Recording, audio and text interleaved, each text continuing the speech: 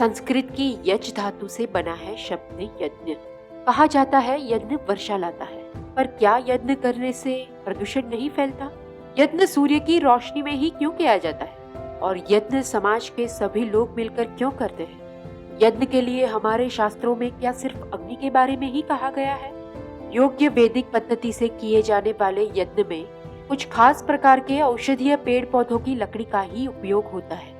ऐसा यज्ञ जलने के लिए कोयला और दूसरे खनिज तेल की तुलना में बहुत ही कम मात्रा में ऑक्सीजन वातावरण में से लेता है और औषधीय लकड़ियों के वाष्प से मिश्रित डाइऑक्साइड का उत्सर्जन करता है, जो तुरंत ही आसपास के पेड़ पौधों के द्वारा सोख लिया जाता है। यज्ञ के धुएं में रहते वाष्प अणुओं का सूर्य प्रकाश के साथ प्रतिक्रिया करके वातावरण के अणुओं का ऑक्सीडेशन होता है, जो प्रदूषण कम करने में मदद करता है।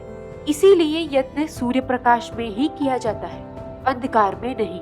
औषधीय लकड़ी के दमन से उत्पन्न हुए धुएं में फोटोकेमिकल्स की मात्रा खूब प्रमाण में रहने के कारण वह वर्षा लाने में उपयोगी है। इसीलिए हमारे शास्त्रों में वर्षा लाने के लिए यज्ञ करने का महत्व है, जो वैज्ञानिक रूप से भी सिद्ध किया जा चुका है। अग्निहोत्र यानी यज्ञ की राख पीने के पानी को शुद्ध करने के लिए उपयोगी है और एक असरदार खाद भी है, जो पृथ्वी को अपने खनिज तत्व वापस देता है। समयांतर होने वाले यज्ञ वर्षा और पर्यावरण के लिए आवश्यक है ही, परंतु वे हमारे शरीर के लिए भी लाभदायी है।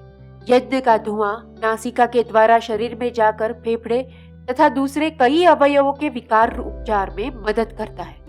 यज्ञ से दो प्रकार की ऊर्जा उर्जित होती है, एक उष्मा ऊर्जा और दूसरी मंत्र ऊर्जा। योग्य पद्धति से किए गए मंत्रोच्चार के कारण उत्पन्न होती ऊर्जा कई मानसिक रोगों, स्वर पेटी, गले के रोग, क्षय जैसे कई रोग उपचार में मदद रूप है। उष्मा ऊर्जा यानी गर्मी के कारण वातावरण के हानिकारक सूक्ष्म जीवों जैसे कई प्रकार के बैक्टीरिया और दूसरे सूक्ष्म जीवों का नाश होता है, जो सिर्फ मनुष्य के लिए ही नहीं परंतु पशु, पक्षी, जीव जंतु और दूसरे जीवों को भी उपयोगी है। यज्ञ हमेशा समाज के लोगों के साथ मिलकर किया जाता है और ऐसे यज्ञ को टिकाए रखने के लिए समाज के सभी लोग यज्ञ में आहुति यानी समर्पण करते हैं। वैसे ही संस्कृति और पर्यावरण की रक्षा के संकल्प यज्ञ को जीवंत रखने के लिए भी समाज के हर एक व्यक्ति का समर्पण अनिवार्य है।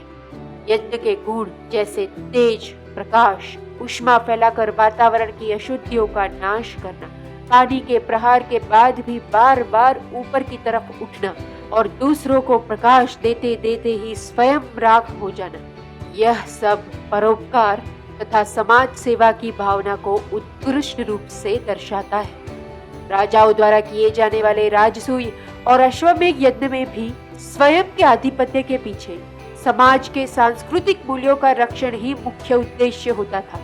यज्ञ की स्वाहा शक्ति यानी समर्पण और स्वाधा शक्ति यानी संकल्प शक्ति अहंकार और लालसा को दूर रख अग्नि के जैसे ही निस्वार्थ भाव से समाज कार्य का संकल्प ले समर्पित होकर परमार्थ कार्य करना, वही मनुष्य जीवन। तो क्या मनुष्य जीवन ही एक यज्ञ नहीं?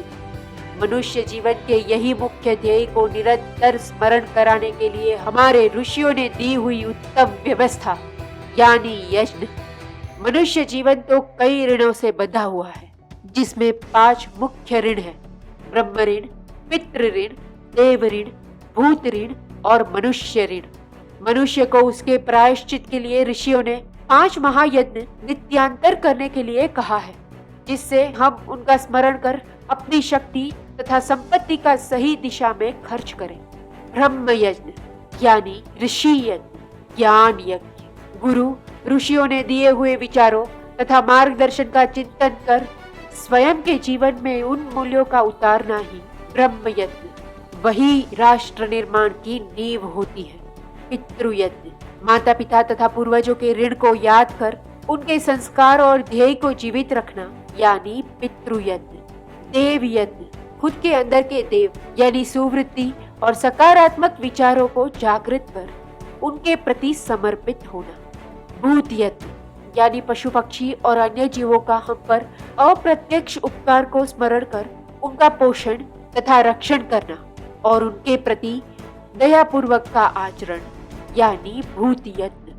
मनुष्य के बचपन से लेकर मृत्यु तक और मृत्यु के बाद भी शमशान तक ले जाने के लिए कितने लोगों का प्रत्यक्ष या परोक्ष रूप से हम पर कितने उपकार होंगे। मनुष्य मात्र के लिए निस्वार्थ भाव से परोपकार करने की सज्जता, वही मनुष्य यत्न। क्या सोच थी इस मिट्टी के ऋषियों की, हम कब इनका ऋण उतार पाएंगे।